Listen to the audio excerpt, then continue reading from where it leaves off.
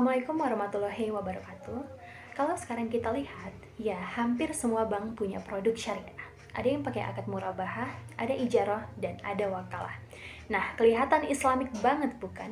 Tapi pernah nggak sih kepikiran apakah semua yang berlabel syariah ini benar-benar sesuai syariah?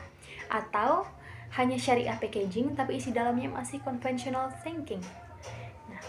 Hari ini saya mengajak kalian membahas salah satu instrumen keuangan yang paling sering digunakan dalam pasar uang syariah, yaitu SBIS atau Sertifikat Bank Indonesia Syariah.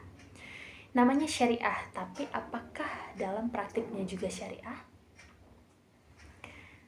Apa itu SBIS dan apa pentingnya SBIS? SBIS ini semacam alat transaksi jangka pendek antar bank kurang dari 1 tahun, di mana bank-bank syariah bisa jual beli SBIS untuk mengatur ketersediaan uang mereka atau likuiditas.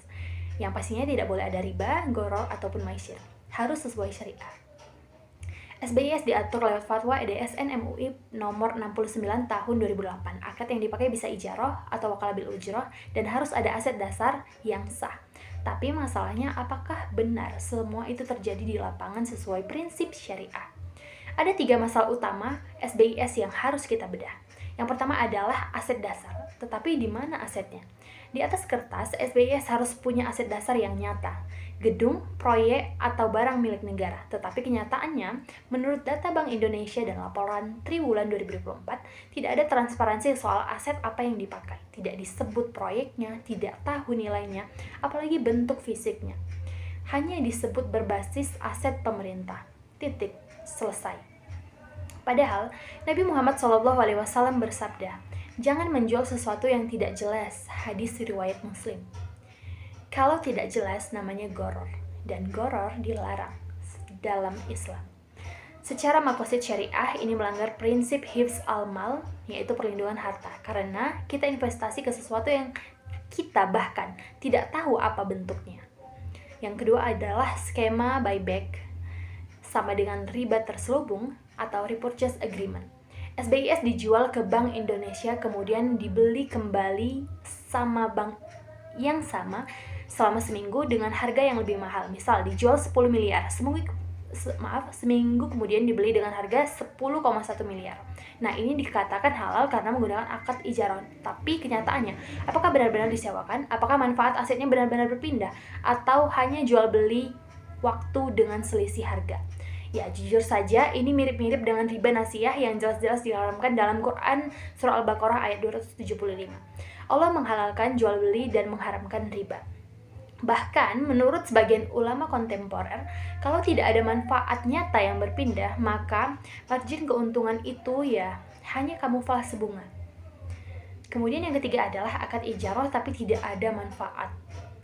Coba bayangkan, kita menyewa mobil tapi mobilnya tidak pernah kita lihat, apalagi dipakai. Tetapi tiap bayar uang sewa, tapi kita tetap membayar uang sewa. Itulah yang terjadi di SBIS. Dalam akad ijarah yang disewakan harus ada manfaat nyata dan resiko penggunanya juga ikut berpindah. Tetapi SBIS asetnya tidak kelihatan, manfaatnya tidak berpindah, resikonya juga tetap di tangan pemilik. Artinya, akad ijarahnya cacat alias fasid.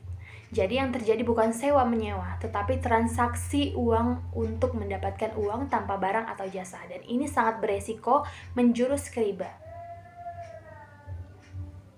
SBIS dalam sistem, apa efeknya ke ekonomi nyata?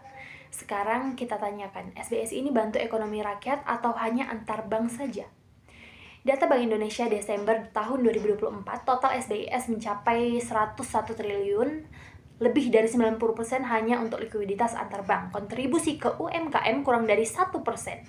Artinya SBIS itu tidak menyentuh sektor real, padahal syariah itu harusnya menumbuhkan keadilan ekonomi dan memberdayakan masyarakat, serta membuka lapangan usaha. Tapi SBIS hanya muter di lingkungan atau lingkaran bank saja. Lalu harus bagaimana? Syariah itu bukan soal istilah Arab atau label halal syariah. itu soal substansi keadilan dan kebermanfaatan. Beberapa solusi yang bisa ditawarkan adalah: 1. Transparansi total soal aset dasar dan akad. Kemudian yang kedua adalah audit syariah independen bukan dari internal Bank Indonesia saja. Kemudian yang ketiga adalah sukuk berbasis proyek, yaitu biarkan uang SBIS masuk ke pembangunan nyata. Kemudian yang keempat adalah berbagi resiko hasil murabahah musyarakah, bukan jual beli margin. Kemudian, jangan biarkan syariah menjadi topeng kita sebagai generasi muda, apalagi mahasiswa hukum Islam yang mempunyai tanggung jawab besar. Jangan hanya ikut arus, jangan hanya cuma puas karena ada label syariah. Kita harus kritis, intelektual, dan tetap memegang amanah syariah. Karena kalau syariah hanya dijadikan kosmetik, mereka bukan hanya sistem ekonomi kita yang rusak, tetapi kepercayaan umat pun bisa runtuh. Terima kasih, sekian dari saya Dinovalia. Wassalamualaikum warahmatullahi wabarakatuh.